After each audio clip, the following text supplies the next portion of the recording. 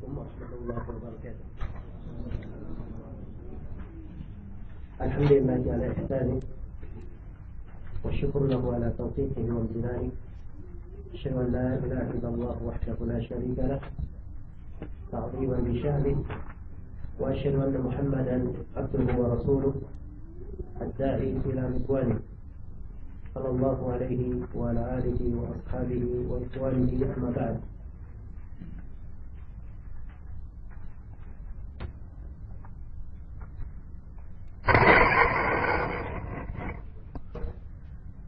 Baik, ini seri yang kedua dari pembahasan kita mengkaji kitab Aqidah Imam Syafi'i karya Imam Al-Barzanji rahimahullahu ta'ala.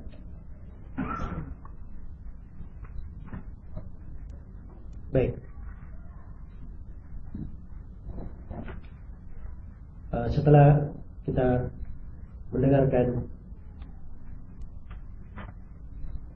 beberapa penjelasan tentang keutamaan mempelajari akidah yang benar, dan juga telah kita terangkan bagaimana ciri-ciri akidah yang benar tersebut,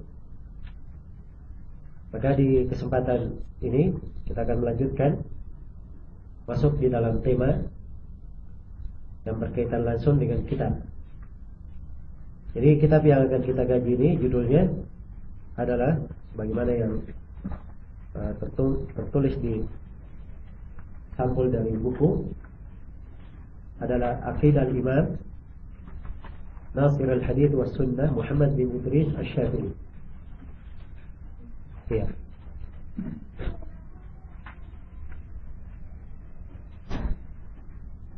Jadi ini Aqidah Imam Nasir al-Hadith, penolong hadith, maksudnya yang memperjuangkan tentang hadith dan sunnah, yaitu Imam Muhammad bin Idris Asy-Syafi'i.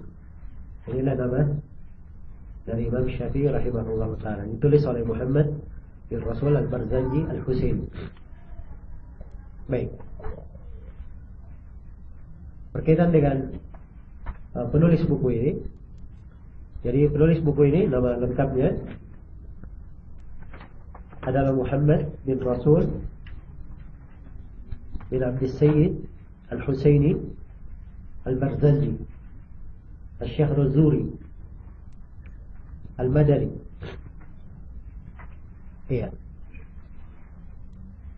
Asy-Syafi'i. Beliau penulis dari asal negeri, beliau dari negeri Irak. Ya, beliau dari negeri Irak. Dari negeri Irak. Sebab Syahrazur itu sebuah desa dekat dengan Kurdistan, dan itu bagian dari apa? Irak. Kemudian beliau sudah memang lahir dan berdomisili di kota Madinah. Karena itu beliau dikatakan Al-Madani. Ya. Jadi Barzanji itu sendiri nisbat kepada asalnya dari mana? Dari Irak. Namun domisili beliau di mana? Di Madinah. Dan beliau ini seorang dari fuqaha ahli fikih di mazhab Syafi'iyah. Iya. Mungkin ada yang bertanya, apa hubungannya Barzanji ini dengan Barzanji penulis qasidah tentang Maulid? Ya. Saya kira dikenal ya, sebab ada qasidah Maulid Al-Barzanji. Jawabannya itu beda orangnya. Kalau ini namanya Muhammad Rasul, kalau penulis qasidah namanya Ja'far bin Hasan bin Abdul Karim. Ya. Beliau ini masanya lebih dahulu, masa beliau ini. Nah, dan juga walaupun sama-sama Al-Barzanji, karena Al-Barzanji penulis dengan nama Al-Barzanji, nisbat Al-Barzanji itu banyak penulis. Nah, beliau ini salah satunya. Baik. Nah, tentunya berkaitan dengan penulis qasidah. Beliau penulis qasidah juga dari mazhab Syafi'iyah.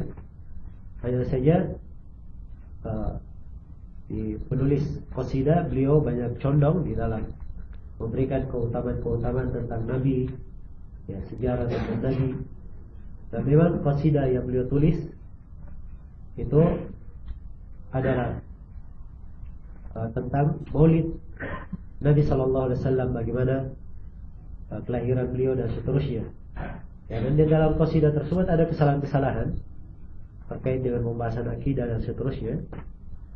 Ya, dan sekarang ini banyak dari masyarakat yang seakan-akan qasidah Maulid itu sebagai suatu hal yang dibaca sama dengan Al-Quran. Ya. Kalau ada rumah baru, baca apa? Ya, qasidah Al-Barzanji. Nak haji, baca pula apa? Barzanji. Pulang haji, baca lagi Barzanji. Ya. Ini ada ya, kalau di Indonesia ada, kalau di sini nggak tahu. Apa mungkin ya? Kelahiran, ya betul, kelahiran juga. Ya. Sebenarnya isi dari qasidah itu adalah kisah tentang apa? Sejarah hidup Nabi Sallallahu Alaihi Wasallam dari lahirnya dan seterusnya. Hanya memang susunan bahasanya bagus. Ya, hanya saja kalau ingin apa seorang perlu untuk membaca sejarah Nabi, tentunya ada buku-buku sirah nabawiyah banyak. Ya, itu lebih penting untuk kita baca. Seperti sirah Ibnu Hisham, ya, sirah Muhammad bin Ishaq, ya, sirah At-Tabari dan selainnya dari buku-buku para a'immah yang merupakan sumber dan rujukan. Baik. Jadi sekilas tentang penulis buku Syekh Al-Barzanji rahimahullahu ta'ala. Beliau di dalam buku ini, metodologi beliau adalah mengumpulkan ucapan-ucapan Imam Syafi'i dalam masalah apa? Dalam masalah akidah. Ya. Sebab dari sisi masa hidup, ya, masa hidup beliau, ya, beliau lahir pada tahun 1040 Hijriah. Ya. Lahir pada tahun 1040 Hijriah. Dan beliau wafat pada tahun 1103 Hijriah.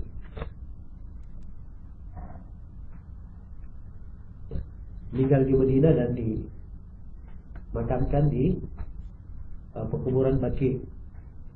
Ya rahimahullahu ta'ala. Baik. Jadi kalau dikatakan penulis berjumpa langsung dengan Imam Syafi'i, tidak. Tapi beliau mengumpulkan apa? Ucapan-ucapan Imam Syafi'i tentang akidah. Dan apa-apa yang beliau ucapkan di sini, yang beliau sebutkan, ini oleh muhakkik kitab, yang mentahqiq kitab ini, yaitu Syekh Muhammad bin Abdul Rahman Al-Khumayyiz. Beliau sudah memberikan rujukan-rujukannya, sumber-sumber aslinya dari pengambilan ucapan-ucapan Imam Syafi'i rahimahullahu ta'ala. Oke, baik. Dan penting untuk diketahui bahwa akidah Al-Imam Syafi'i rahimahullah itu adalah suatu hal yang masyhur dari beliau. Hal yang masyhur dari Imam Syafi'i. Dinukil oleh murid-murid beliau.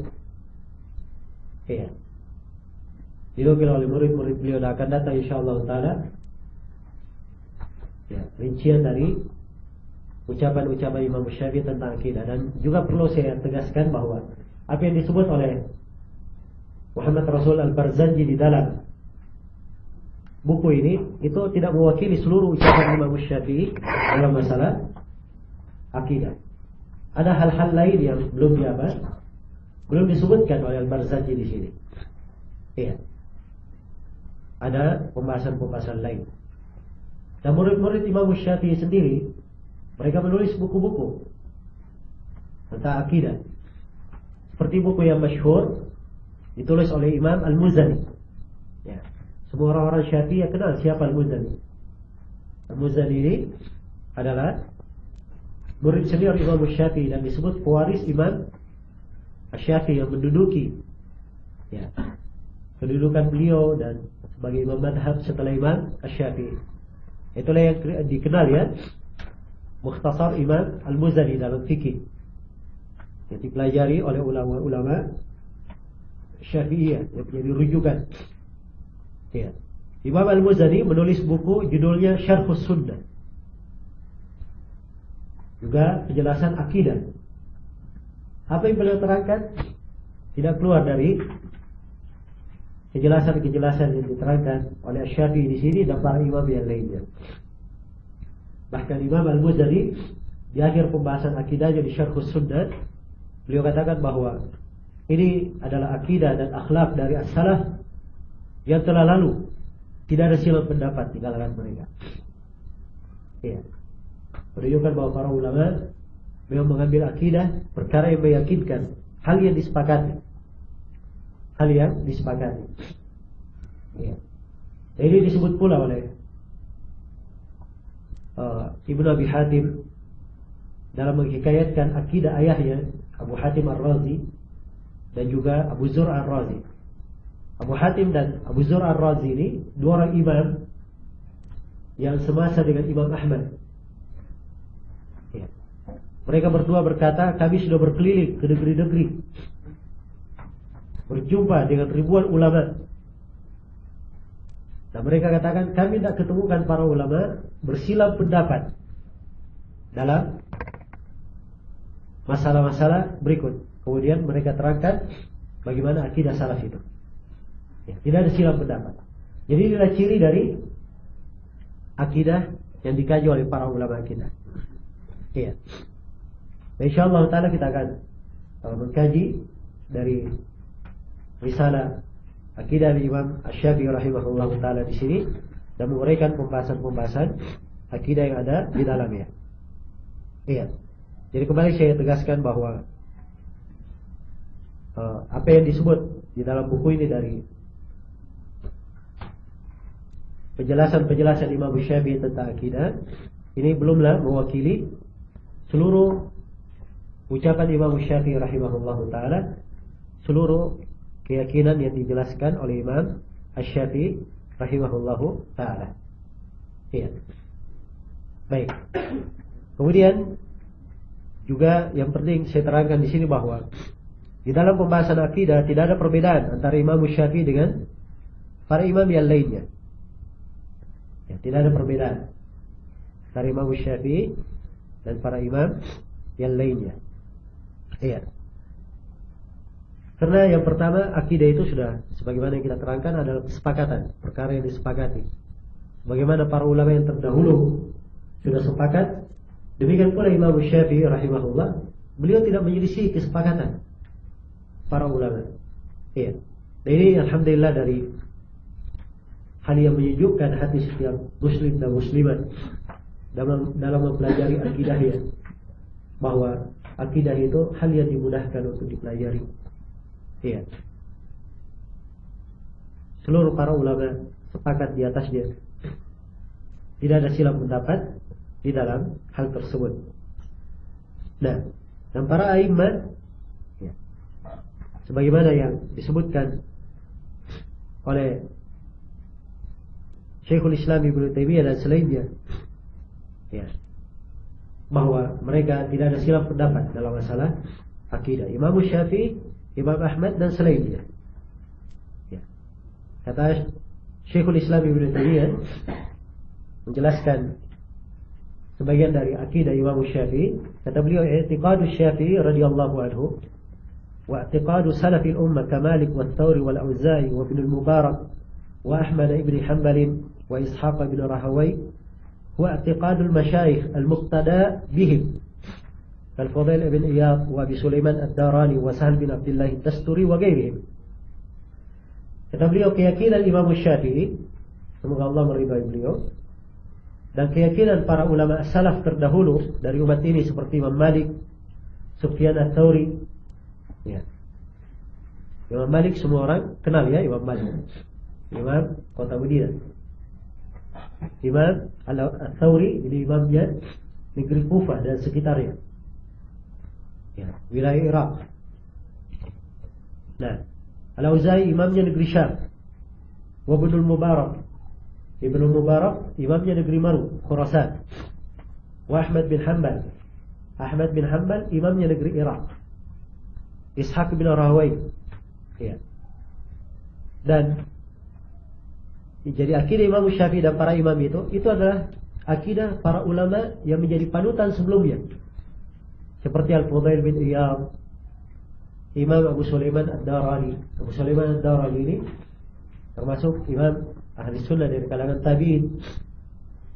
Dan ucapan-ucapan beliau di dalam masalah keagamaan banyak dinukil. Tapi kebanyakan orang menukil dari Abu Sulaiman Ad-Darani ucapan-ucapan pembahasan terkait dengan pembahasan apa? Pembahasan kezuhudan, pembahasan raqaiq, ya. Karena itu banyak diambil oleh orang-orang tasawuf ucapan-ucapannya. Tapi Abu Sulaiman Ad-Darani punya akidah-akidah, ya, ucapan-ucapan tentang akidah, ya. Sebagian orang tidak mau menukilnya karena tidak bertentangan dengan apa? Tidak berkesesuaian dengan apa? Keyakinan mereka. Iya. Demikian pula Sahal bin Abdullah At-Tasturi dan selainnya. Kata beliau, "Qainahu laysa baina haula'il a'immah niza'un fi usulid din."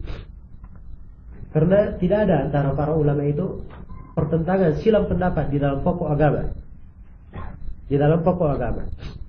Wa kadzalika Abu Hanifah rahimahullahu taala. Demikian pula akidah Abu Hanifah. Fa inna al-i'tiqad ats-tsabit 'anhu bit-tauhid wal qadar wa nahwi dzalik muwafiqun li-i'tiqadi haula.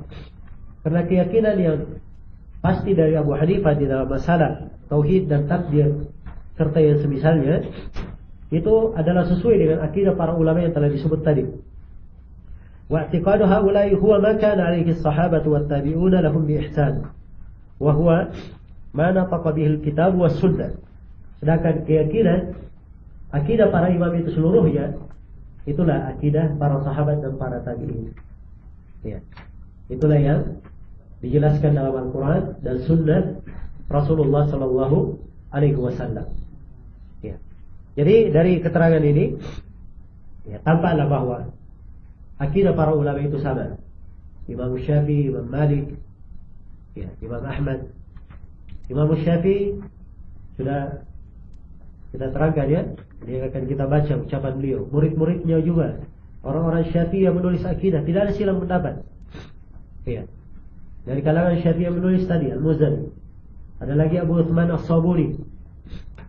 Abu Uthman As-Sabuni menulis kitab judulnya Aqidatus Salaf Ashabul Hadith. Iya. Mendetail sekali pembahasan akidah yang beliau bawakan. Iya. Dan di akhirnya juga beliau sebutkan bahwa itu adalah hal yang disepakati oleh para ulama. Perkara yang disepakati. Iya. Demikian pula Imam Malik. Memang betul Imam Malik rahimahullah tidak menulis khusus tentang akidah. Tapi beliau sendiri punya ucapan-ucapan tentang akidah yang sangat banyak. Dan akan datang nanti sebagian dari ucapan Imam Malik juga mungkin kita akan terangkan. Ya. Dan Imam Malik berucap hal yang masyhur menjadi pertimbangan. Kata beliau, mustahil Nabi SAW tidak mengajarkan tauhid. Ya. Padahal Nabi mengajarkan hukum tentang masuk tandas. Jadi kata beliau, hukum-hukum tentang tandas saja diajarkan oleh Nabi. Apalagi tentang masalah apa? Masalah tauhid, tidak mungkin ditelantarkan. Ya. Jadi Hudzaifah bin al-Yaman atau Salman al-Farisi berkata ketika ditanya oleh seorang Yahudi. Ya. Yahudi ini sebenarnya dia bertanya bukan untuk cari kebaikan, untuk menjelekkan, ya, menjudutkan. Yahudi bertanya, hal allamakum nabiyukum kulla syai'in hatta al-qira'ah?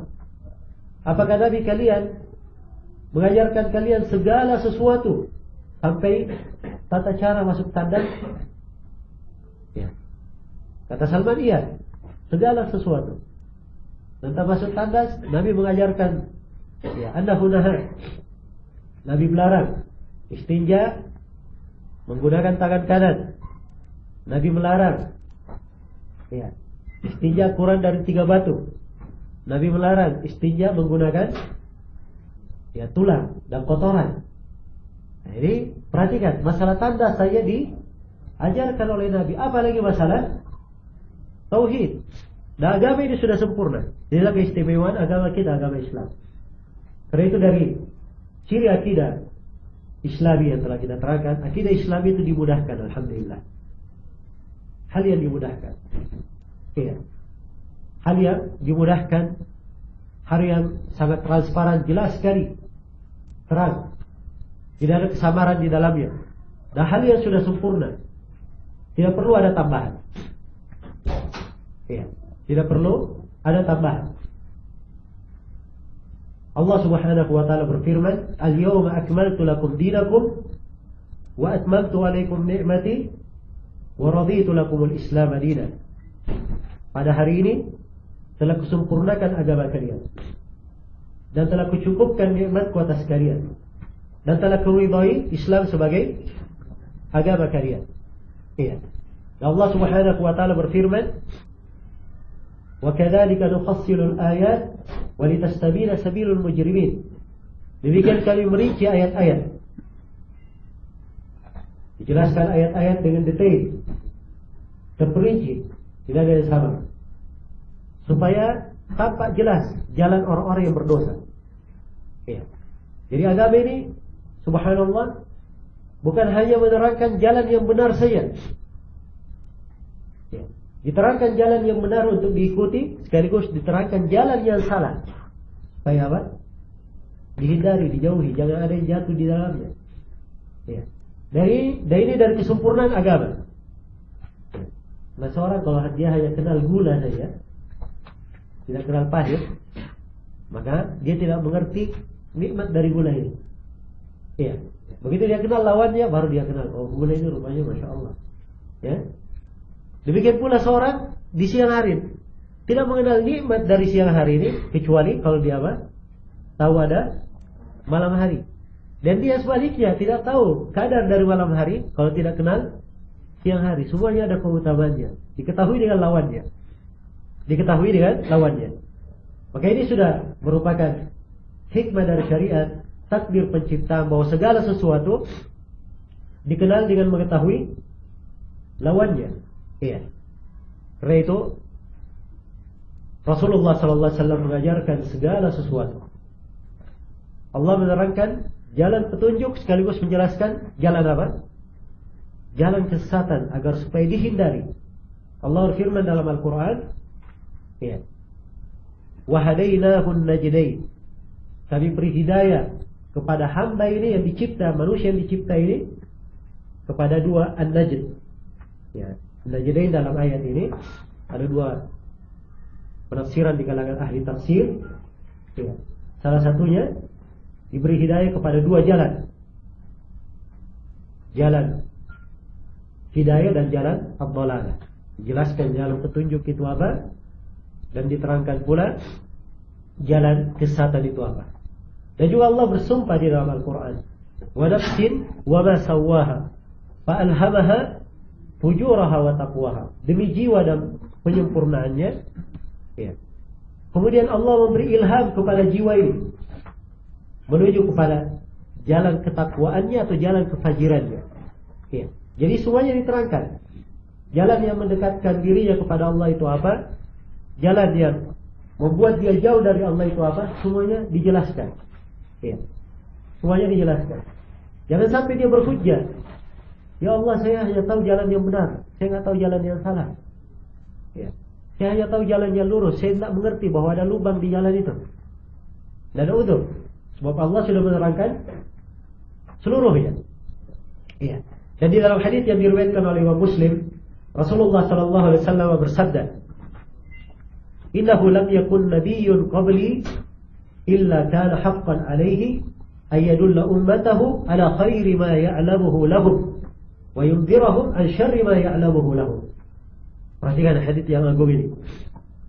Kata Nabi, tidak ada seorang nabi pun sebelumku kecuali wajib atas nabi tersebut menjelaskan segala kebaikan yang dia ketahui bagi umatnya, dan wajib atas nabi tersebut menerangkan segala kejelekan yang bisa membahayakan umatnya. Iya. Jadi setiap nabi dan rasul yang diutus oleh Allah itu pasti telah menjelaskan segala jalan kebaikan dan pasti telah menerangkan segala jalan yang keliru untuk dihindari. Di dalam hadits riwayat Bukhari dan Muslim juga dari Hudzaifah bin Yaman radhiyallahu anhu, beliau berkata, "Kana an-nasu yas'aluna Rasulullah sallallahu alaihi wasallam 'anil khair, wa kuntu as'aluhu 'anil syarr makhafata an yudrikani." Kata beliau, adalah manusia para sahabat di masa Nabi, mereka bertanya kepada Nabi tentang kebaikan. Ya Rasulullah, apa jalan menuju kepada surga yang mendekatkan kepada Allah? Bagaimana kalau saya bersedekah, sholat, dan seterusnya? Yang ditanya jalan kebaikan. Tapi kata Hudzaifah, pun saya bertanya kepada Nabi sallallahu alaihi wasallam tentang hal-hal yang jelek yang akan terjadi. Ya.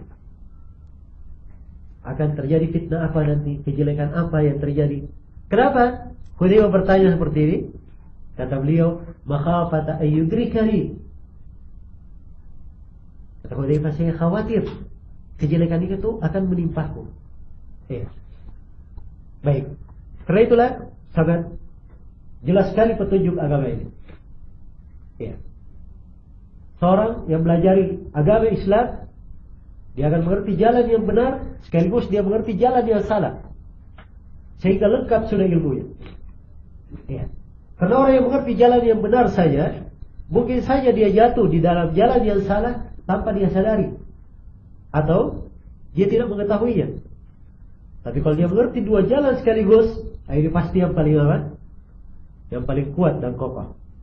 Dia tegar di atas jalan yang lurus, ya, dan mengetahui ada jalan-jalan yang salah, jangan sampai dia jatuh di dalam jalan yang salah tersebut. Inilah pembahasan agama Islam secara keseluruhan dan pembahasan tauhid. Ya, tentunya yang paling utama di dalam hal ini. Sebab Nabi sallallahu alaihi wasallam 13 tahun di Mekah, beliau berdakwah, menanamkan apa? Menanamkan tauhid. Iya.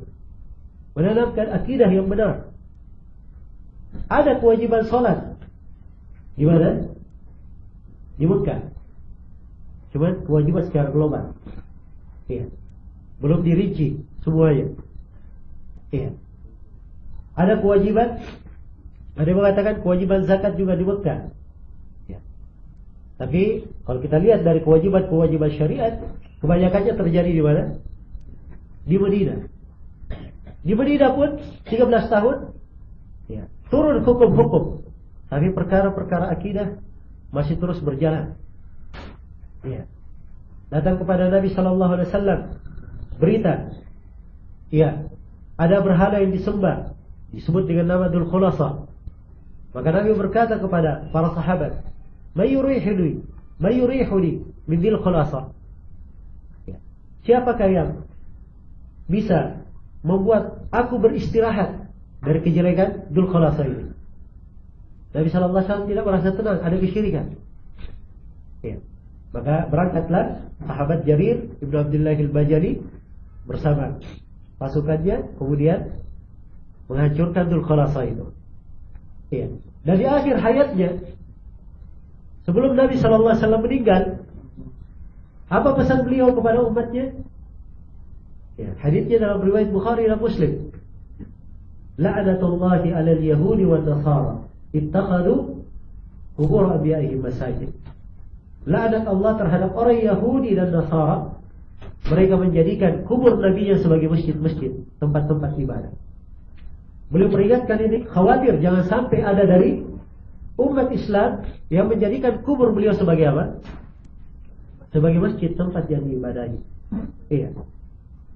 Baik. Maka ini perhatikan bagaimana akidah Nabi sallallahu alaihi wasallam yang beliau ajarkan kepada umatnya adalah perkara yang jelas, perkara yang terang. Ya, demikian pula akidah para sahabat, para tabi'in, tabi'ut tabi'in, para a'immah. Ya. Imam Abu Hanifah, Imam Malik, Imam Syafi'i, Imam Ahmad dan selainnya, semuanya di atas akidah yang sama. Di atas akidah yang sama. Baik. Ya. Mungkin sudah saatnya kita memasuki pembahasan dari materi buku ini.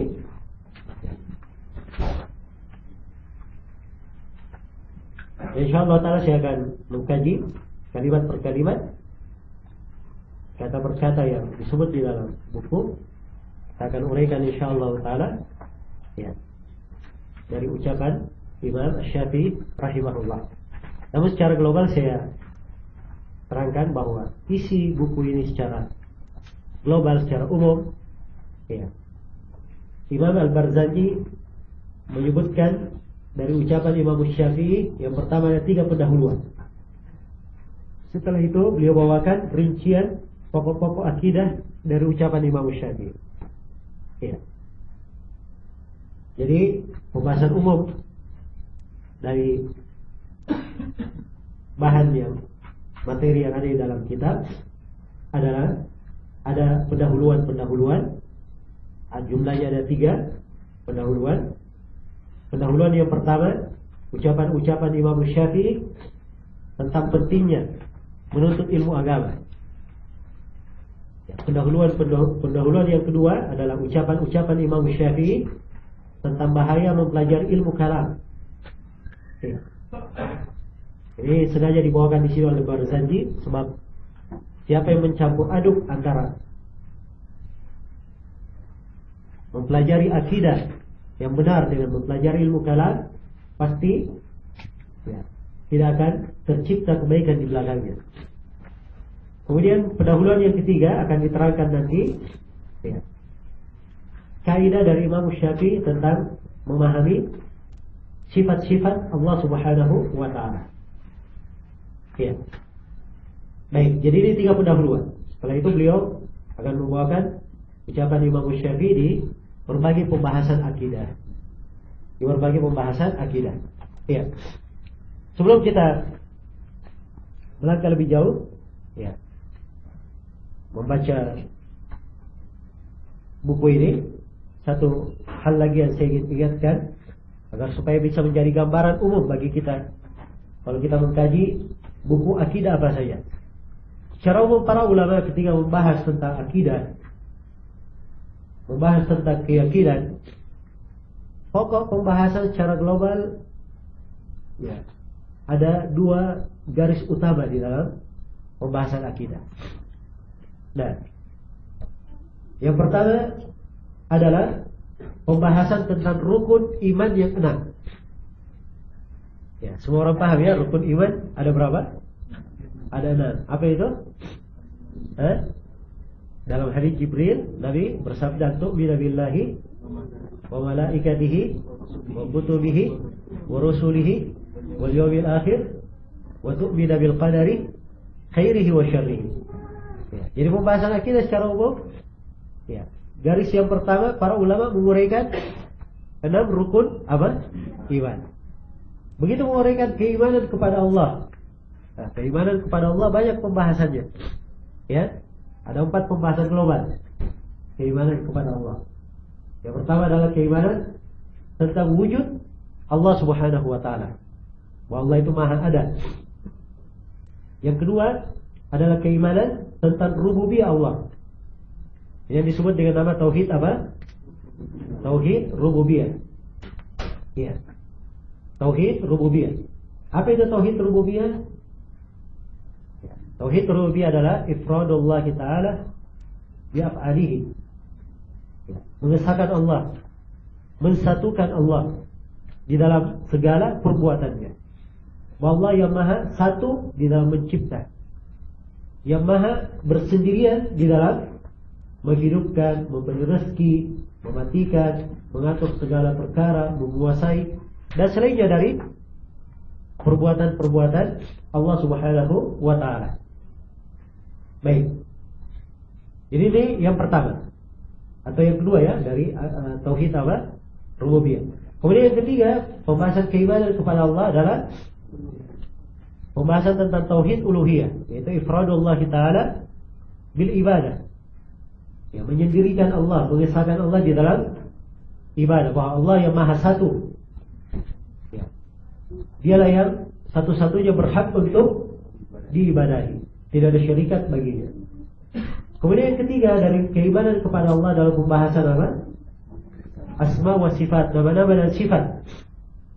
Ya. Kita meyakini bahwa Allah Subhanahu wa taala menyebut dirinya dengan Asmaul Husna. Ya. Dan mensifatkan dirinya dengan sifat-sifat yang maha agung. Kita wajib untuk menetapkan sifat-sifat itu sesuai dengan penetapan Allah Subhanahu wa taala dan apa yang ditetapkan oleh Nabi Muhammad sallallahu alaihi wasallam. Ya. Jadi ini rangkaian semuanya terkait dengan pembahasan keimanan kepada Allah Subhanahu wa taala. Ya. Jadi satu poin ini saja kita bahas. Ini sudah cukup banyak pembahasannya. Paling kalau kita bahas tentang apa? Asmaul Husna misalnya. Ini perlu berapa kali dulu kita untuk menjelaskan Asmaul Husna. Satu nama saja kita bisa uraikan ya dalam beberapa jam. Ya. Ini menunjukkan bahwa pembahasan keimanan ya, hal yang sangat luas dan indah sekali untuk dipelajari. Baik. Jadi ini yang pertama, keimanan kepada Allah. Ada keimanan kepada para malaikat yang kedua. Ini dibahas juga dalam buku akidah. Keimanan kepada para malaikat. Ya. Akan kita rinci nanti, mungkin sebab di keimanan terhadap para malaikat tidak terlalu banyak pembahasan. Juga ada keimanan kepada kitab-kitab Allah. Ada keimanan kepada para rasul. Ya. InsyaAllah juga akan datang, kita akan jelaskan. Baik. Kemudian ada keimanan kepada hari akhirat. Nah, inilah para ulama ketika membahas tentang buku akidah diterangkan tentang kehidupan di alam kubur. Ya. Ada yang adab dalam kuburan. Kenapa? Hah? Sebab ini terangkai dari pembahasan apa? Keimanan kepada hari akhirat. Ya. Kuburan bagian dari apa? Hari akhirat. Bahkan kuburan adalah persinggahan pertama negeri akhirat. Ibarat seorang sudah meninggal dunia, dia berjalan ke negeri akhirat. Ya. Kota yang paling pertama lagi adalah apa? Adalah kuburan. Karena itu Nabi bersabda, "Al-qabru awwalu manazilil akhirah." Kuburan adalah awal persinggahan negeri akhirat. Ya. Para ulama bahas juga di pembahasan akidah bagaimana hari kebangkitan. Ya. Hari kebangkitan. Ya. Akan diterangkan juga oleh para ulama dalam pembahasan akidah kehidupan di padang mahsyar. Ya. Bagaimana manusia dikumpulkan semua di padang mahsyar, dibangkitkan dari kuburnya. Manusia dari awalnya sampai akhirnya, jin dan manusia semuanya berkumpul di mana? Di padang mahsyar. Ya, disebut. Jadi pembahasan akidah. Nah, mungkin akan datang nanti insyaallah bagian dari penjelasannya. Kemudian ada juga pembahasan tentang syafaat. Ya. Pembahasan tentang syafaat. Walaupun syafaat itu cakupannya luas, tapi ada syafaatul ummah. Nah, ini syafaat hak khas bagi Nabi sallallahu alaihi wasallam. Ya. Kekhususan bagi beliau, hanya beliau yang memilikinya pada hari kiamat. Ya. Yaitu Nabi yang memohon kepada Allah agar supaya hisab untuk manusia di padang mahsyar dipercepat, disegerakan. Ya. Disegerakan. Karena subhanallah di padang mahsyar itu manusia menunggu. Matahari dekatkan di atas kepala. Ya. Jaraknya 1 mil. Ya. 1 mil itu ada 2 penafsiran. Ada yang mengatakan 1 mil jarak jarum panjang ukuran 1 jengkal. Nah, itu kadang kita dengar terjemahan ya. Kepala matahari dekatkan sejengkal di atas kepala. Dan dia mengatakan 1 mil ukuran mil yang dikenal mil darat maupun mil laut ya. Baik. Apapun dari 2 penafsiran ini, matahari sangat dekat. Sekarang saya subhanallah matahari jauhnya sedemikian rupa. Kita jemur di bawah terik matahari, ya, sudah bisa dirasakan ya. Betapa payahnya. Apalagi pada hari kiamat. Ya. Dalam keadaan yang sangat dahsyat. Seluruh Nabi dan Rasul hanya memikirkan dirinya. Nafsi, nafsi, nafsi. Ya. Diriku, diriku, diriku. Dia hanya pikir dirinya. Allah murka pada hari ini kemurkaan yang Allah tidak murka sebelumnya. Manusia dikumpulkan dalam keadaan telanjang, tidak beralas kaki, belum dikhitan. Ya. Ada sebagian sahabat yang bertanya, "Ya Rasulullah, kalau begitu saling melihat." Kata Nabi, perkara pada hari itu lebih dahsyat. Tidak ada kesempatan melihat. Subhanallah. Bisa dibayangkan kengerian pada hari itu. Ya. Dan ini kejadian di hari kiamat. Ingat di dalam Al-Quran, hari kiamat itu disebut ada satu hari seperti 1000 tahun, ada satu hari seperti 50.000 tahun. Ya. Penantian yang sedemikian lamanya, manusia di kondisi yang sedemikian mengerikan, akhirnya manusia pun mendatangi para nabi, meminta kepada para nabi supaya para nabi berdoa kepada Allah agar supaya hisab dipersegera. Nah, disinilah seluruh para nabi hanya berkata nafsi nafsi. Yang berdiri memohon kepada Allah cuma siapa? Nabi Muhammad SAW. Inilah yang disebut dengan nama syafaat al-ummah. Karena itu dibahas juga di dalam pembahasan akidah. Ya, pembahasan tentang syafaat. Ya, ada yang membahas juga tentang telaga. Sebab Nabi memiliki telaga dan setiap Nabi dan Rasul punya telaga. Ada pembahasan timbangan, catatan amalan. Ada pembahasan tentang surga dan neraka. Jembatan yang dihamparkan di atas neraka Jahannam. Ini semuanya dibahas di buku akidah. Kenapa? Karena terkait dengan pembahasan terhadap apa? Hari akhirat. Ya. Pembahasan terhadap hari akhirat. Baik. Demikian pula dibahas dalam buku akidah berkaitan dengan masalah takdir yang baik dan yang buruk. Berkaitan dengan masalah takdir yang baik dan yang buruk. Ya. Ini garis utama pembahasan di apa? Di dalam buku-buku akidah. Ya, jadi ini pokok pertama atau yang hal utama yang pertama yang dikaji dalam buku-buku akidah. Yang kedua yang dikaji dalam buku-buku akidah oleh para ulama adalah prinsip-prinsip dasar yang merupakan ciri pembeda antara ahli sunnah dan ahlul bidah.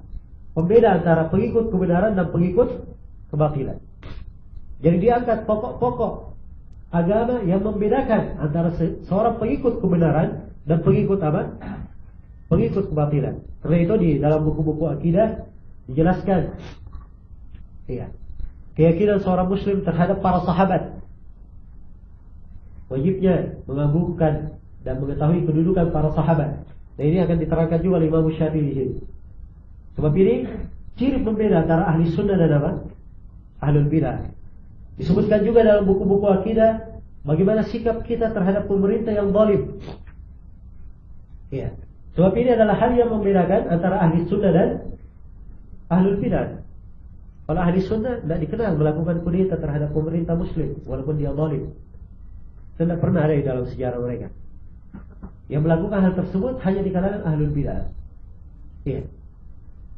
Baik.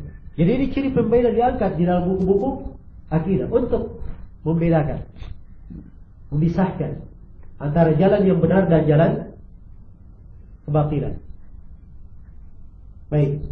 Demikian pula di dalam buku-buku akidah dijelaskan tentang kedudukan keluarga Nabi.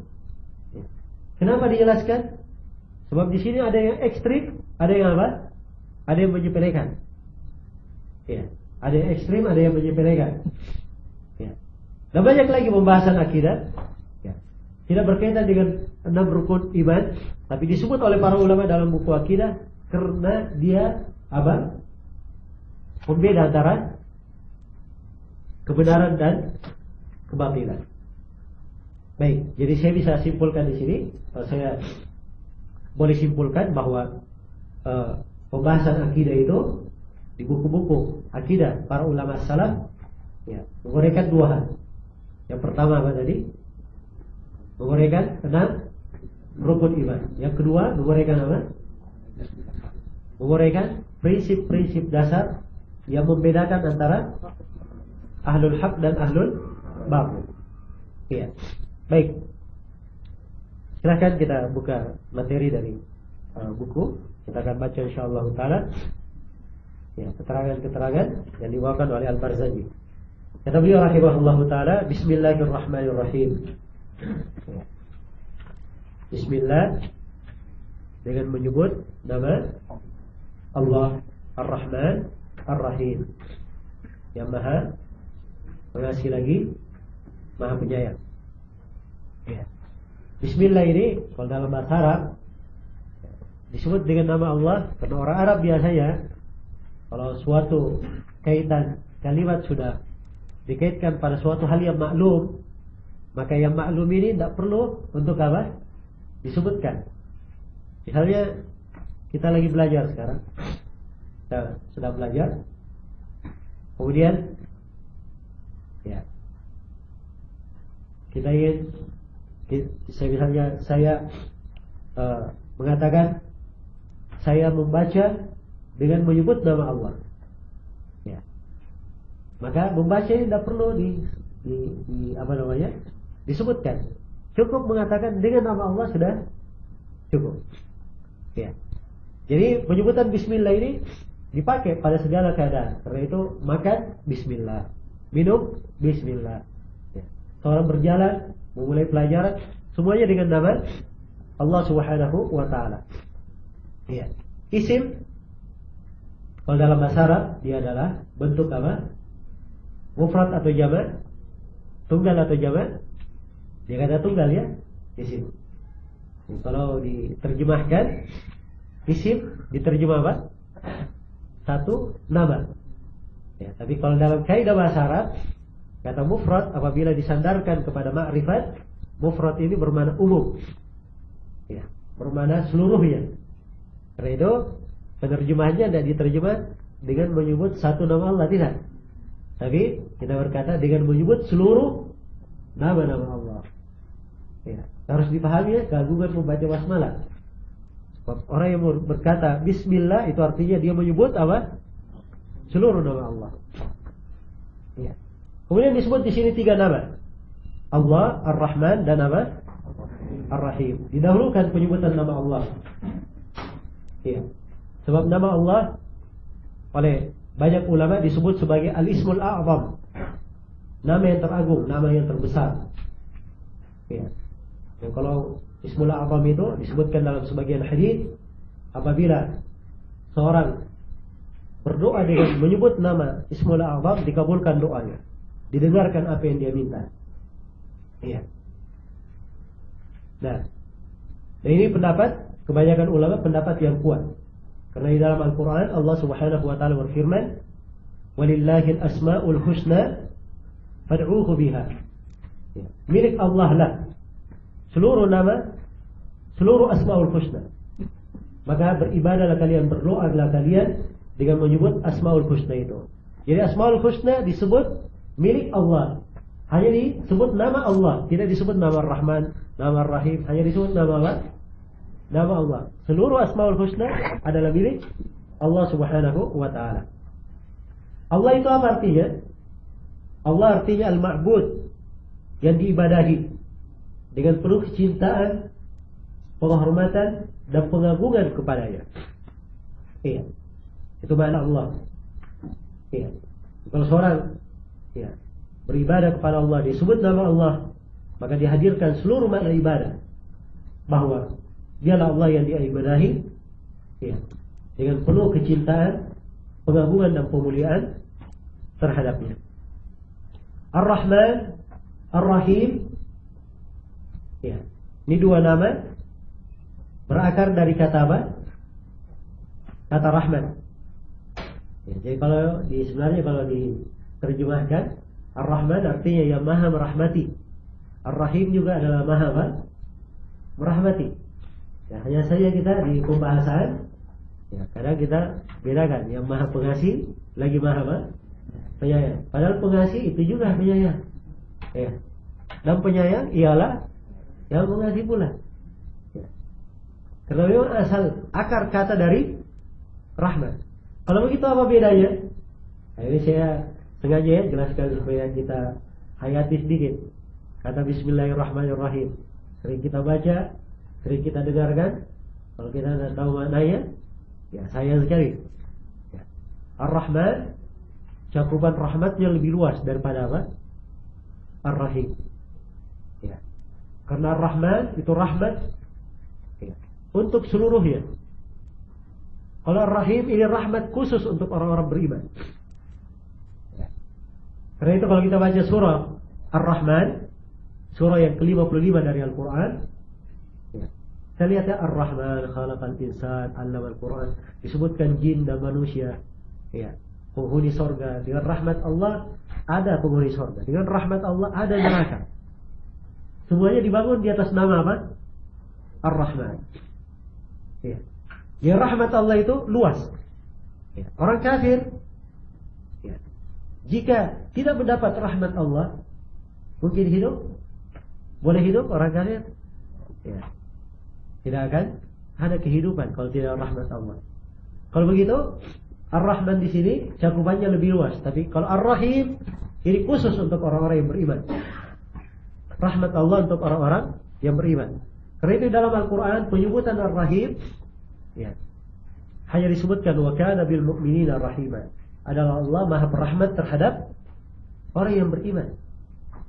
Ya. Tidak dikatakan Maha berahmat untuk manusia, tidak. Maha Rahim untuk manusia. Atau tidak dikatakan Maha Rahman untuk kaum mukminin, tidak. Tapi Ar-Rahim ini khusus untuk orang-orang yang apa? Beriman. Baik, ini rahasia yang pertama. Rahasia yang kedua dari sisi bahasa. Dalam bahasa Arab itu, ya, kapan sebuah kalimat lebih banyak jumlah hurufnya, maka maknanya lebih luas. Karena itu ada kaidah dalam bahasa Arab, ya, ziyadatul mabna tadullu ala ziyadatil ma'na. Adanya tambahan dalam kalimat menunjukkan tambahan di dalam apa? Tambahan makna. Karena Ar-Rahman, Rahman berapa huruf? Ra 1, Ha 2, Mim 3, Alif 4, Nun 5. Yang Rahman ya 5 huruf. Rahim berapa huruf? Ra 1, Ha 2, Ya 3, Mim 4. Berarti Rahman 5 huruf dan Rahim 4 huruf. Karena itu pada Rahman lebih luas. Rahmat lebih luas cakupannya. Baik. Ini secara global ya tentang makna Bismillahirrahmanirrahim.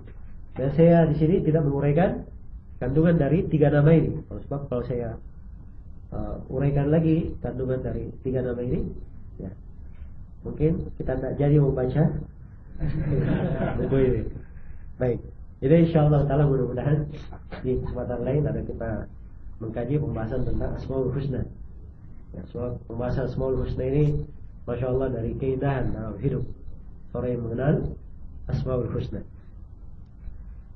Kata Al-Barzanji rahimahullah, Alhamdulillahi Rabbil Alamin, wassalatu wassalamu ala jami'il anbiya'i wal mursalin, walal khususi Sayyidina Muhammadin khatamin nabiyyin, wa qaidil gurrul mahajjarin, wa syafi'il mudnibina fi yawmiddin, wa ala alihi wa sahbihi ajma'in, wa ba'd. Ya. Kata beliau, Alhamdulillah, segala puji hanya untuk Allah, Rabbil Alamin, Rabb segala alam, semesta alam. Alam itu dalam definisinya, dalam pengertiannya, alam ialah segala yang selain Allah. Disebut apa? Alam. Malaikat itu alam, para nabi itu alam, langit bumi adalah apa? Alam. Jin dan manusia alam, pepohonan bebatuan alam. Seluruhnya yang selain Allah disebut apa? Disebut alam. Jadi kalau dikatakan Alhamdulillahi Rabbil Alamin, segala puji hanya untuk Allah, Rabb segala alam semesta. Wassalatu wassalamu, semoga salawat dan salam. Salawat ya, adalah pujian Allah Subhanahu wa taala untuk Nabi di depan para malaikatnya. Doa ya, atau pujian Allah Subhanahu wa taala depan para malaikatnya. Wassalam, dan keselamatan. Keselamatan dari hal yang jelek, dari hal yang tidak baik. Ala jami'il anbiya wal mursalin, terhadap seluruh nabi dan rasul. Ya. Terhadap seluruh nabi dan rasul. Wa alal khususi Sayyidina Muhammadin khatamin nabiyyin. Ya, secara khusus adalah untuk sayyid kita, pemimpin kita. Ya, karena memang Nabi sallallahu alaihi wasallam adalah apa? Pemimpin anak Adam. Kata beliau di dalam hadisnya, ana sayyidu waladi Adam. Aku adalah sayyid, pemimpin para anak Adam. Ya. Jadi sayyid, ingat ya, penggunaan kata sayyid itu hanya dibolehkan kalau disandarkan. Jadi Nabi berkata, beliau adalah sayyid anak Adam. Nah, disandarkan sayyid kepada apa? Anak Adam. Jadi beliau pemimpinnya anak Adam. Tapi kalau berkata as-sayyid, nah itu tidak diperbolehkan kecuali untuk siapa? Untuk Allah Subhanahu wa taala saja. Iya. Hanya untuk Allah. Jadi kalau disandarkan pada seseorang atau kepada pemilik, itu tidak ada masalah. Tapi kalau disandarkan secara umum, ini hanya boleh untuk siapa? Untuk Allah Subhanahu wa taala. Iya. Muhammadin, yaitu Nabi Muhammad sallallahu alaihi wasallam. Yang disebut dengan nama ya, sebab ini yang membedakan. Ya. Antara beliau dan antara para nabi yang lainnya disebut dengan namanya. Iya. Khatamin nabiyyin, penutup para nabi. Karena Nabi Muhammad sallallahu alaihi wasallam adalah akhir dari nabi dan rasul, penutupnya. Sebagaimana di dalam Al-Qur'an Allah Subhanahu wa taala berfirman, "Walakin Rasulullah wa khataman nabiyyin." Di surah Al-Ahzab. Tetapi beliau adalah seorang rasul Allah dan penutup para nabi. Dan di dalam hadis yang mutawatir, Nabi sallallahu alaihi wasallam bersabda, "La nabiyya ba'di." Tidak ada nabi setelahku.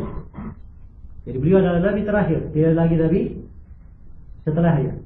Karena itu kalau ada yang mengaku nabi, ya, menganggap dirinya bahwa dia adalah nabi, maka ini artinya dia telah kafir terhadap ayat Al-Quran dan hadis-hadis Rasulullah sallallahu alaihi wasallam yang mutawatir. Ya. Dan tidak ada silap pendapat di kalangan para ulama bahwa siapa yang mengaku dirinya sebagai nabi, maka dia telah membatalkan apa? Keislamannya. Iya. Ini bukan masalah kecil. Ya, orang yang mengaku nabi. Ini pembahasan yang sangat besar di dalam agama. Siapa yang keluar darinya, siapa yang mengaku bahwa dirinya adalah nabi, berarti dia telah mengkafiri ayat Al-Quran dan hadis Rasulullah sallallahu alaihi wasallam. Wa qaidil gurril muhajjalin, dan Nabi adalah pemimpin al-gur al-muhajjalin. Al-gur itu ya, al-muhajjalin ini sifat di dalam hadis ya. Nah, Nabi berkata, "Inna ummati ya'tuna yawmal qiyamah gurran muhajjalin min atharil wudu." Sesungguhnya umatku akan datang pada hari kiamat dalam keadaan ada tanda di kepala dan di tangan serta kakinya. Gurran itu tanda di kepala, tanda putih di kuda itu. Nah, itu disebut apa? Gurran. Muhajjalin tahjil, ya, tanda yang berada di tangan dan kaki apa namanya? Hewan. Seperti misalnya di kuda ada hitam semuanya kecuali kaki yang warnanya apa? Putih misalnya. Itu tahjil namanya. Jadi subhanallah, umat Islam pada hari kiamat datang berbeda dengan umat yang lainnya. Ada tanda di mana? Di kepala, tangan dan apa? Kakinya. Ya, jadi gurran muhajjalin ini artinya adalah apa? Umat Islam. Jadi kalau dikatakan bahwa Nabi adalah pemimpin, orang yang punya tanda di kepala dan di kakinya, berarti pemimpin umat Islam yang apa? Yang berwudu akan datang pada hari kiamat. Ya. Kata beliau, wa syafi'i al-mudnibina yawmal qiyamah. Dan orang yang memberi syafaat pada orang-orang yang berdosa pada hari kiamat. Ya kan kita jelaskan insyaallah taala bahwa syafaat kepada orang-orang yang berdosa itu tidak khusus untuk Nabi. Nabi memberi syafaat kepada orang yang berdosa. Tapi yang lainnya juga bisa memberi syafaat, para malaikat, para nabi yang lain, orang-orang yang salih juga bisa, juga boleh memberi apa? Boleh memberi syafaat. Dan insyaallah taala kita akan jelaskan tentang hal ini. Baik.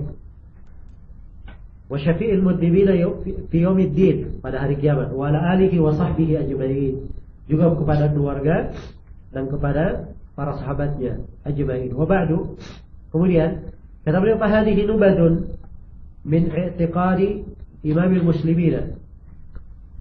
Fa hadhihi nubad, ini adalah intisari. Ya. Nubad jamak dari apa? Nubda. Dan nubda itu artinya intisari. Iya. Min i'tiqadi imamil muslimin wa sayyidil mujtahidin al-imam al-qurashi al-muttalibi ibni ammi sabiyihi sayyidina Muhammadin an-nabi al-arabi nasir al-hadith. Kata beliau, kata Al-Barzanji, ini adalah keyakinan Imam Syafi'i. Maksudnya Imam Syafi'i, hanya saja beliau sifatkan Imam Syafi'i dengan beberapa pensifatan. Bahwa Imam Syafi'i itu adalah Imamul Muslimin. Ya. Seorang pemimpin kaum muslimin. Ya, bukan memimpin dalam dunia mereka sebagai pemerintah, sebagai raja, sebagai khalifah, tidak. Tapi memimpin di dalam apa? Di dalam agama. Ya, karena kepemimpinan ada dua. Ada kepemimpinan di mana? Di dunia, dan ada kepemimpinan di keagamaan. Dan kepemimpinan di dalam keagamaan itu lebih afdal, lebih utama dan lebih kuat. Lebih afdal, lebih utama dan lebih apa? Lebih kuat. Semuanya kekuatan. Ya. Seorang raja misalnya, seorang kepala negara, kepala negeri, ya, dia memimpin, punya bala tentara, bisa berkuasa. Ya. Tapi seorang alim ulama juga memimpin, tidak punya bala tentara. Ya. Namun ilmu yang dia sampaikan bisa menundukkan hati orang yang mendengarkannya. Ya. Dan kadang kekuatan agama itu lebih kuat daripada apa? Kekuatan badan, kekuatan kepemimpinan. Ya. Dan ini hal yang dikenal di dalam sejarah, hal yang dimaklumi. Karena Nabi SAW menundukkan Quraisy dan menundukkan seluruh kabilah-kabilah Arab dengan apa? Dengan kekuatan atau dengan ilmu agama, dengan dakwah, dengan dakwah di jalan Allah. Ya, dan harus diketahui bahwa wilayah-wilayah kaum muslimin kebanyakannya ditaklukkan dengan apa? Dengan dakwah. Ya, yang ditaklukkan dengan pedang ada, cuman tidak sebanyak dengan yang ditaklukkan oleh dakwah. Ini menunjukkan bahwa kekuatan ilmu agama lebih tinggi. Perhatikan kisah kaum Khawarij. Ya. Mungkin sudah pernah dengar ya kaum Khawarij. Kaum Khawarij ini diberitakan oleh Nabi SAW. Ya. Bahwa mereka adalah sekelompok kaum yang ekstrim. Ya. Yang mengkafirkan kaum muslimin, membunuhi kaum muslimin. Mereka bunuhi kaum muslimin, dia tinggalkan penyembah-penyembah berhala. Kaum Khawarij ini, kata Nabi, mereka adalah sejelek-jelek bangkai di bawah kolong langit. Jadi kalau ada yang terbunuh, bangkai yang terbunuh yang paling jelek, bangkainya kaum Khawarij, kata Nabi. Dan siapa yang dibunuh oleh kaum Khawarij, itu orang yang mati syahid paling utama, paling afdal. Ya. Kaum Khawarij ini, kata Nabi, yang berbunuh minad din, kata yang berbusahu minad rabi', keluar dari agama, seperti anak panah menembus sasarannya. Ya. Kaum Khawarij mengkafirkan para sahabat. Keluar di masa para sahabat. Di akhir pemerintahan Utsman bin Affan dan di pemerintahan Ali bin Abi Thalib radhiyallahu taala anhu, memerangi siapa? Kaum Khawarij. Kaum Khawarij diperangi, subhanallah. Tidak ada yang rujuk. Tidak ada yang sadar kembali kepada kebenaran. Ya, karena memang kaum Khawarij meyakini kalau mereka mati apa? Mati syahid. Ya. Jangan ditawarkan kematian. Mereka memang menjemput kematian. Ingin. Ya. Cari mati. Jadi diperangi oleh para sahabat, tidak rujuk kaum Khawarij. Tapi didebat oleh Ibnu Abbas. Ibnu Abbas datang kepada perkampungan Khawarij, mengajak mereka berdiskusi, berdebat. Ya. Ibnu Abbas radhiyallahu taala hanya membacakan ayat-ayat saja. Hanya membacakan ayat-ayat Al-Quran, menjawab syubhat kaum Khawarij. Rujuk dari kaum Khawarij 4.000 orang. Dalam sebuah riwayat 2.000 orang. Perhatikan kekuatan apa? Kekuatan ilmu. Ya. Lebih kuat daripada kekuatan pedang dan kekuasaan. Karena itulah kepemimpinan dalam agama ada dua. Ada kepemimpinan yang memimpin dunia, itulah para pemerintah, dan ada kepemimpinan yang memimpin dalam apa? Dalam agama, itulah para ulama. Karena itu keduanya wajib ditaati. Ya, di dalam Al-Quran Allah firman, ya ayyuhalladzina amanu athi'ullaha wa athi'ur rasul wa ulil amri minkum. Wahai orang-orang yang beriman, taatlah kalian kepada Allah dan kepada Rasul serta kepada ulil amr. Ulil amr ini ada dua, yaitu ulama dan siapa? Umara. Ya. Para kepala negara, pimpinan, ya, kepala negeri, ini wajib ditaati. Ya. Karena mereka yang memimpin manusia, memimpin badan-badannya. Demikian pula taat kepada ulama, sebab mereka memimpin keagamaannya. Ya. Ulama lah yang menerangkan yang mana yang halal, yang mana yang haram, ditaati di situ. Baik.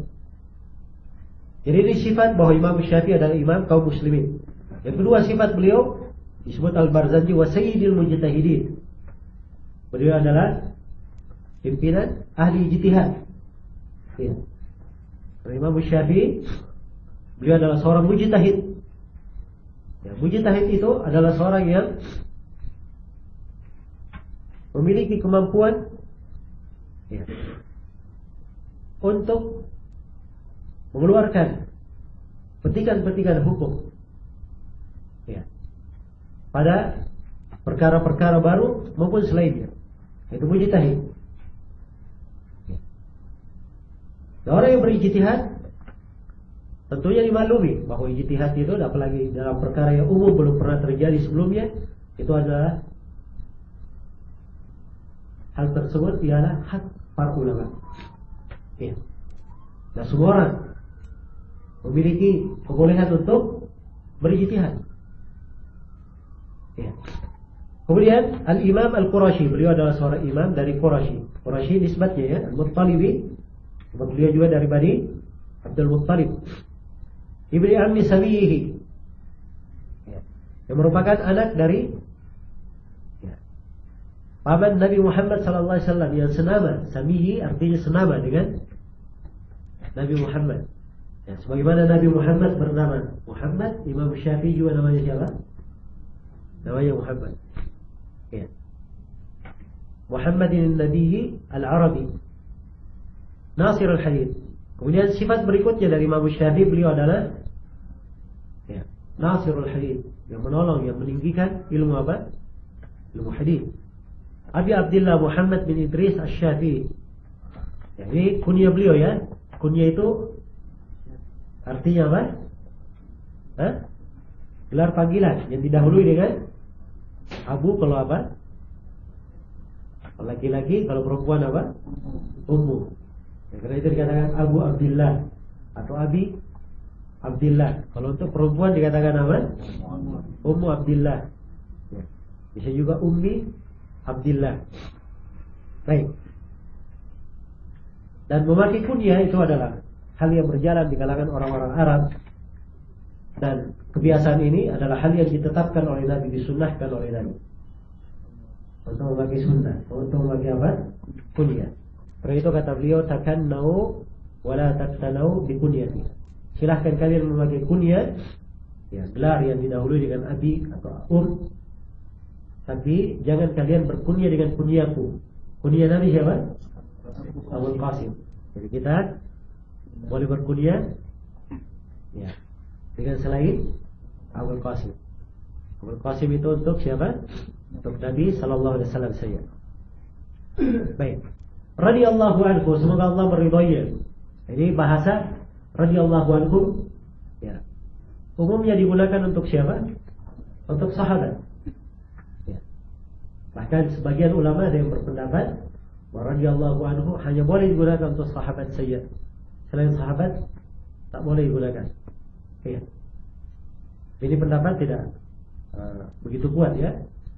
Karena radhiyallahu anhu memang artinya adalah apa? Doa. Semoga Allah meridainya. Ya. Dan semua orang perlu apa? Ridha Allah Subhanahu wa taala. Ya.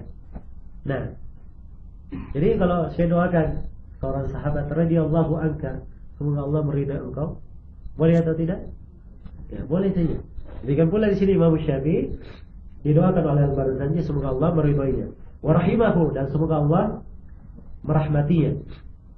Ya. Wa rahimana bihi, dan semoga Allah merahmati kami dengannya. Nah, ini kalimat wa rahimana bihi. Ini perlu didetailkan kalimat ini. Sebab ini kekeliruan di dalam membahasakan. Ya. Nah, itu di sini penting, ya, kita mempelajari ilmu akidah. Sebab seorang yang mempelajari akidah yang benar, dia akan lebih berhati-hati di dalam apa? Berucap dan di dalam membahasakan. Ya. Jadi kalau Imam Barzanji di sini berkata wa rahimana bihi, dan semoga Allah merahmati kami dengan Imam Syafi'i ini artinya apa? Ya, tawassul. Ya. Nah, hal yang seperti ini tidak disyariatkan. Karena tawassul itu, ya, hanya diperbolehkan yang pertama tawassul dengan Asmaul Husna. Ya. Yang kedua adalah tawassul dengan apa? Dengan amalan-amalan salih. Yang ketiga, ya, tawassul dengan doa orang yang salih. Tapi kalau orang salihnya masih apa? Masih hidup. Adapun kalau sudah meninggal, nah disyariatkan tawassul. Karena itu tidak boleh bertawassul kepada Nabi maupun selain Nabi. Ya. Kalau ada yang bertanya kenapa manusia mendatangi para Nabi di padang mahsyar, ya jawabannya kita semua di padang mahsyar hidup lagi atau tidak? Kan hidup kembali, ya. Sudah berjumpa dengan para Nabi. Ya, jadi berjumpa sudah para Nabi itu tidak ada masalah. Tapi kalau ya, sekarang Nabi SAW sudah meninggal, bertawassul, ini boleh atau tidak? Nah, ini yang tidak disyariatkan. Demikian pula di sini bertawassul dengan Imam Syafi'i ini adalah hal yang tidak disyariatkan. Baik, karena itu ini dari kesalahan lafaz, ya, dari apa yang ada tertulis di sini. Dan mungkin saja ada kesalahan dalam penulisan buku ini, nanti yang dimaksudkan oleh Imam Barzanji rahimahullahu ta'ala. Ya, kata beliau amin. Beliau memohon kepada Allah supaya doa beliau ini dikabulkan, agar supaya Imam Syafi'i diridhai dan dirahmati oleh Allah Subhanahu wa ta'ala. Baik, kata beliau intakhabtuha min kutubihi. Nah, ini cara penulis Al-Barzanji menerangkan metodologi penyusunan buku. Ya. Jadi beliau berucap di sini, ya, aku memilih akidah Imam Syafi'i ini dari buku-buku beliau, dari karya-karya tulis beliau. Iya. Di riwayat thiqatil huffaz al-athbat min ashabihi, dari riwayat para rawi yang terpercaya, ahli hafalan yang sangat kuat hafalannya dari murid-murid Asy-Syafi'i. Ya. Baik, jadi beliau di sini menyusun bukan sembarangan.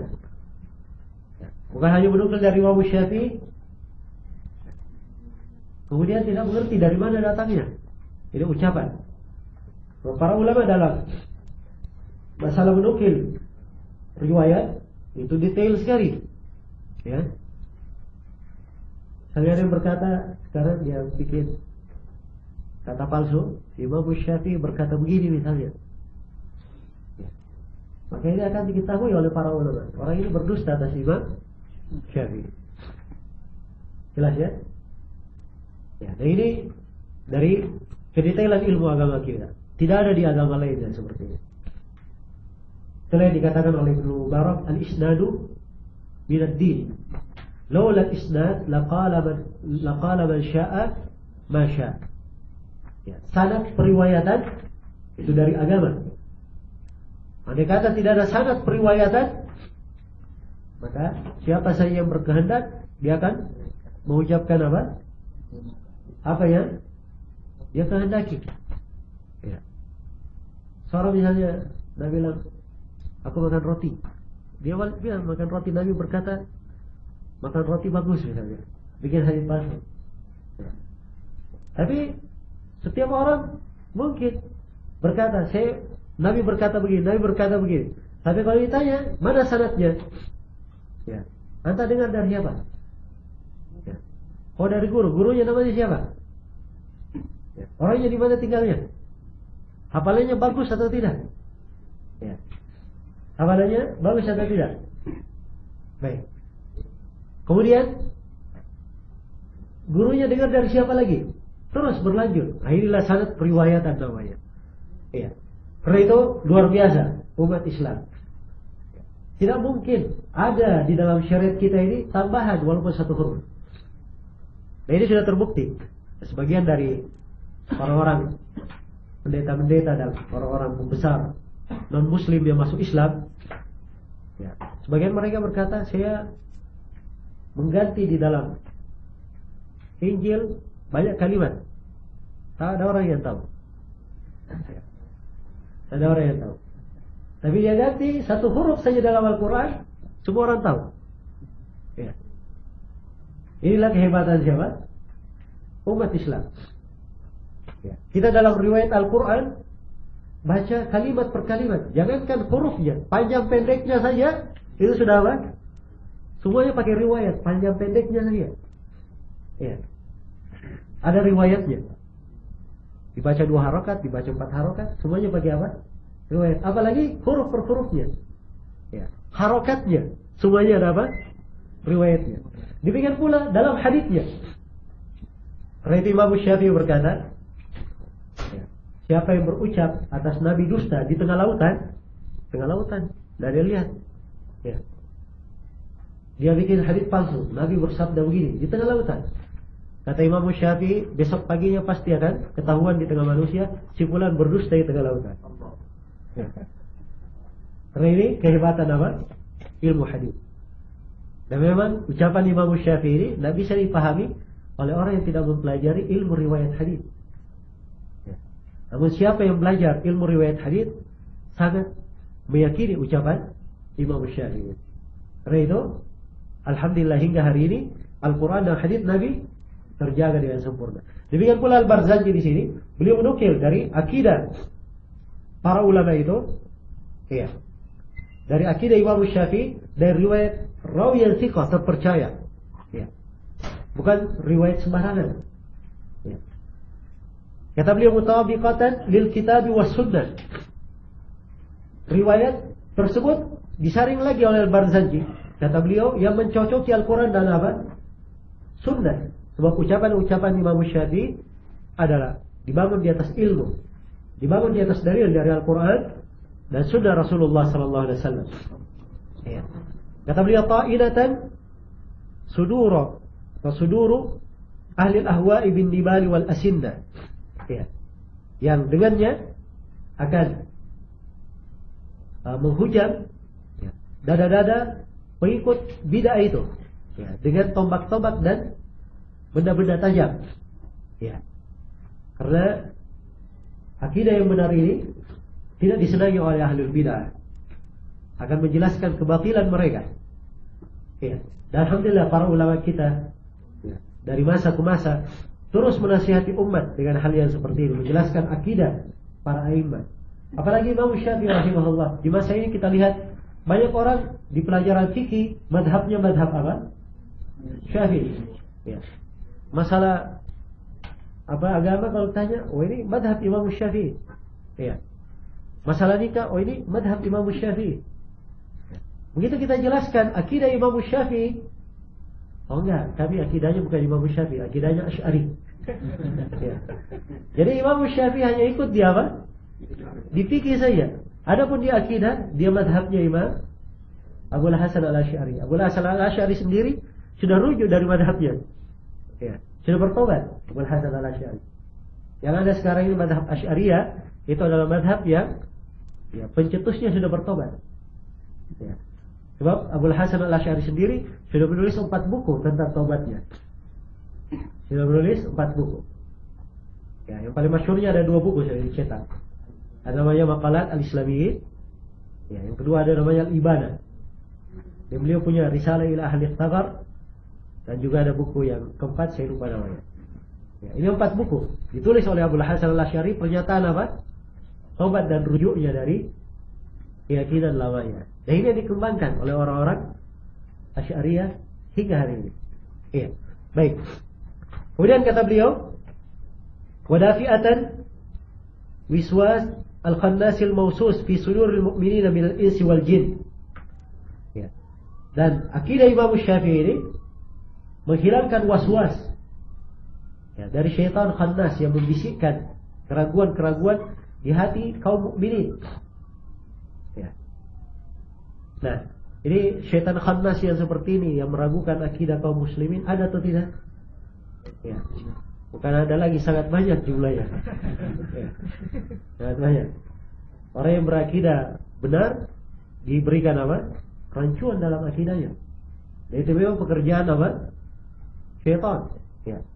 Dan syaitan kalau menyesatkan seorang hamba di permasalahan akidah, itu lebih dicintai daripada disesatkan hamba itu dalam masalah apa? Dalam masalah maksiat.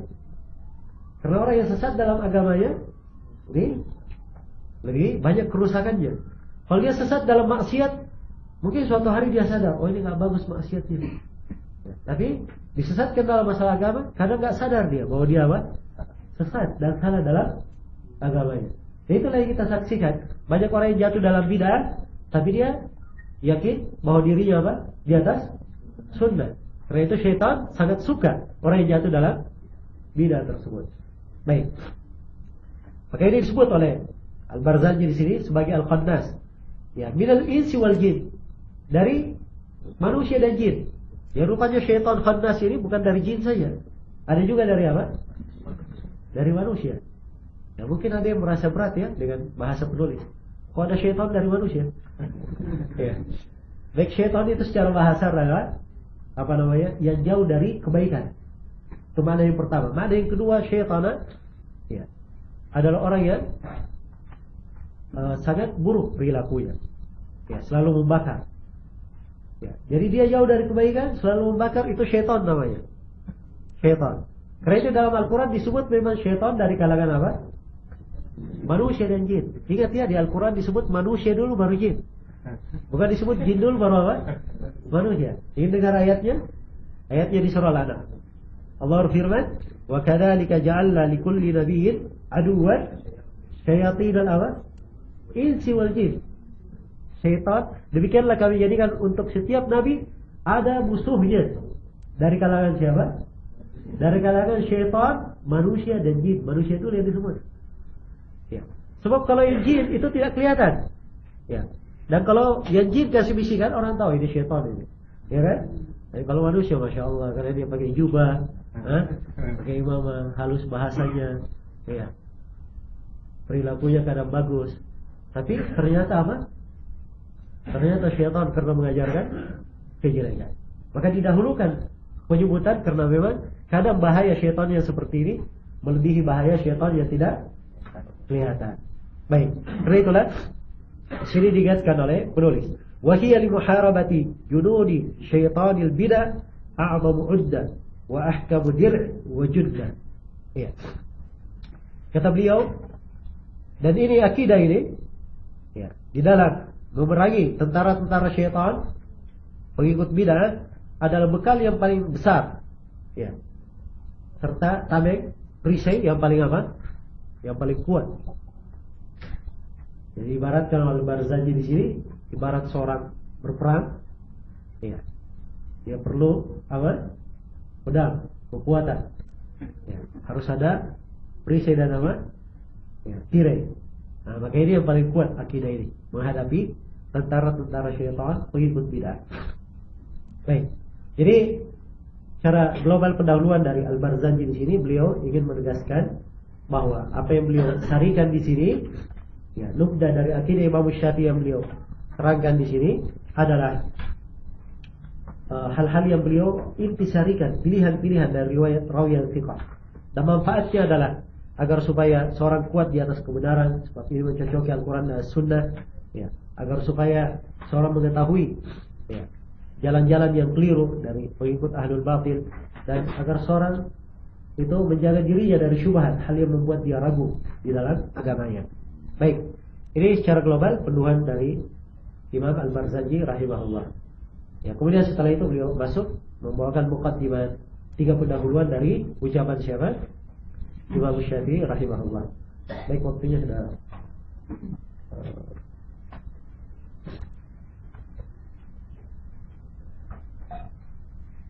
lewat ya. Sudah berlalu. Insyaallah taala kita sambung nanti. Kita lanjutkan di seri yang ketiga nanti insyaallah taala. Baik, untuk sementara saya tuliskan dengan dulu. Assalamualaikum warahmatullahi wabarakatuh. Asyhadu an la ilaha illa anta astaghfiruka wa atubu ilaik. Walhamdulillahi rabbil alamin.